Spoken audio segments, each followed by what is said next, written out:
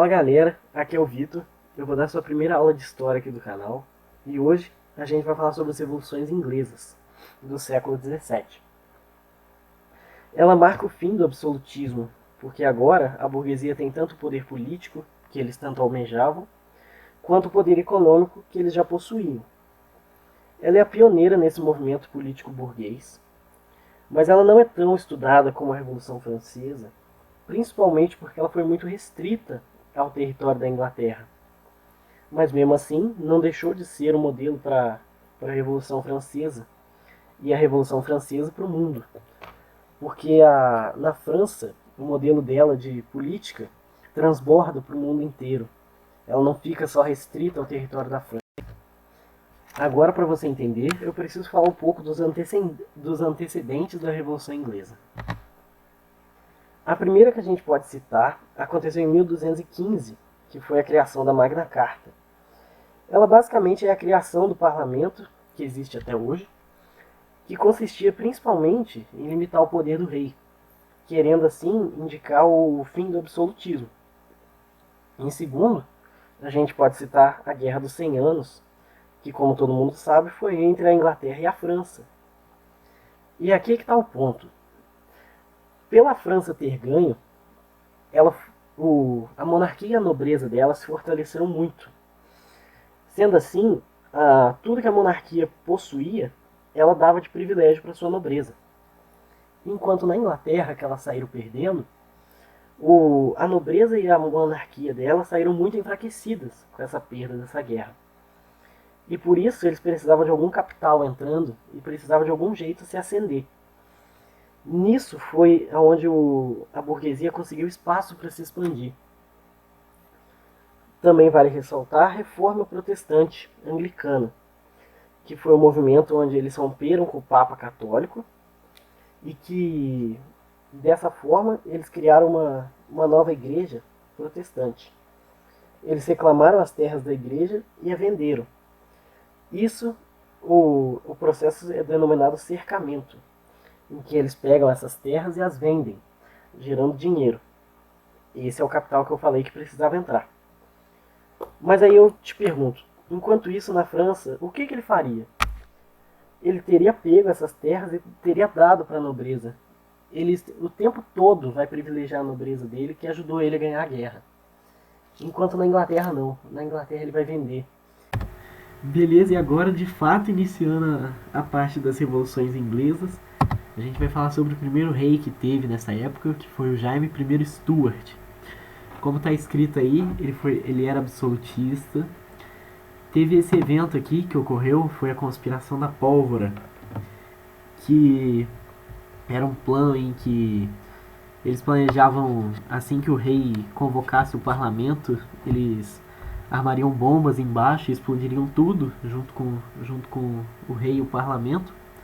Mas não deu certo, descobriram e tudo mais. E aí se iniciou as perseguições religiosas e políticas dentro da Inglaterra. Isso daí acabou ocasionando na migração para a América, que eu escrevi aí, que basicamente foi aqueles que arquitetaram esse plano todo e tudo mais, fugindo para onde hoje em dia é os Estados Unidos e formando as 13 colônias, mas isso é história para outro vídeo. Quando o Jaime morre, ele deixa o filho dele que passa a assumir, o Carlos I Stuart. E durante o governo dele, foi obrigado, entre aspas, a assinar esse termo aqui, a Bill of Rights.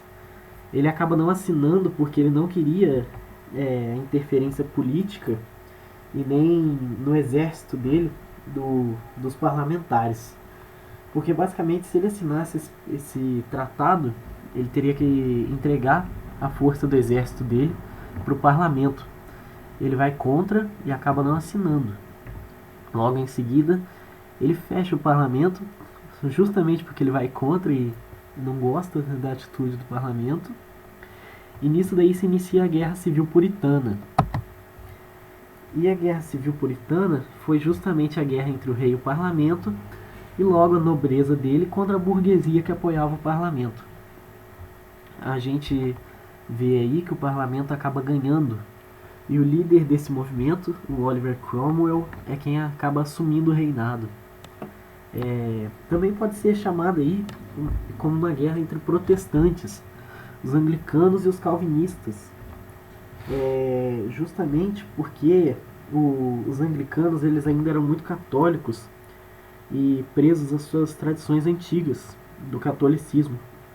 Mas como eles já tinham rompido com o Papa e tudo mais, os calvinistas, que eram os chamados puritanos, que acreditavam no anglicanismo puro, sem a interferência do catolicismo, eles vão e combatem esse anglicanismo que ainda era, digamos, impuro e muito católico. No final, o nosso querido Carlos I ele é decapitado pelo Oliver Cromwell e tem toda uma simbologia essa decapitação dele, que acreditava que o rei simbolizava a cabeça assim da Inglaterra e o corpo físico o parlamento. E é muito importante que inclusive o Oliver Cromwell, quando decapita o Carlos I, ele fala: não é justamente o que o senhor queria? Acabar com o parlamento, separar o parlamento e o seu poder de rei? Justamente é o que nós vamos fazer agora. Aí eles partem a cabeça do rei com o parlamento. É muito interessante isso. Logo em seguida, o Oliver Cromwell assumindo, ele declara aí os atos de navegação, que são as leis que estimulavam a indústria naval e o comércio. Nisso daí, ele acaba governando muito para a burguesia e considerado um traidor do povo, que foi aquele que principalmente o apoiou, e ele acabou tendo um governo muito severo e autoritário com os mesmos. E assim ele foi considerado traidor por não ter apoiado eles do jeito que eles apoiaram ele na guerra. Logo em seguida o Oliver Cromwell, assim que ele morre, ele não deixa, na verdade ele deixa um filho, mas o filho dele, em 1 ano de governo, ele renuncia, e logo por uma tradição de quem seria o herdeiro legítimo a assumir, entra o Carlos II, filho do Carlos I, o filho mais velho no caso. Ele entra em atrito com o parlamento e o fecha também, igual o pai. Ele deixa fechado durante 25 anos até a sua morte, e logo em seguida, quando ele morre, como ele não tinha nenhum filho, o trono fica para o irmão mais novo dele. O irmão mais novo dele, o Jaime II Stuart. Ele foi criado por muito tempo na França, uma França ainda governada por Luís XIV, que era muito absolutista, muito ligada ao catolicismo ainda. E com medo dele fazer igual o irmão e ao pai dele, de fechar o parlamento e entrar em toda essa crise política, o parlamento intervém nisso tudo e acaba com medo de acontecer de novo, gerando a Revolução Gloriosa, a fim de impedir isso. A Revolução Gloriosa, ela tem esse nome porque ela foi extremamente pacífica, justamente porque não houve nenhum derramamento de sangue, diferente da Revolução Puritana. Inclusive a Revolução Gloriosa não precisou derramar nenhum sangue, não teve nenhuma batalha e tudo mais, justamente porque o Jaime II fugiu. Ele simplesmente renunciou e fugiu de toda a briga, não quis. E essa imagem que está aparecendo aí é da chegada do Guilherme III, que ele era da Escócia, se não me engano. E ele simplesmente chega e não teve nenhuma batalha nem nada, só chegou e foi isso aí, chegou chegando, vou te falar, viu? E como encerramento, ele acabou se casando com a filha do Jaime II, mais por manter mesmo a tradição de dinastias e tal. E dessa forma, né, ele conseguiu ficar no governo junto com ela, e eles tiveram que jurar e assinar o Bill of Rights. Sendo assim, os dois abriram mão do exército, deles mesmos controlando o exército, e o exército passou a ser parlamentar. E é isso, gente. Eu só queria agradecer. Deixa o like aí no vídeo e muito obrigado por ter assistido até aqui. Espero que tenha ficado bem claro. E qualquer coisa, pra tirar uma dúvida, é só deixar aí nos comentários, qualquer coisa. Pode chamar aí que eu tô aí. Muito obrigado, valeu.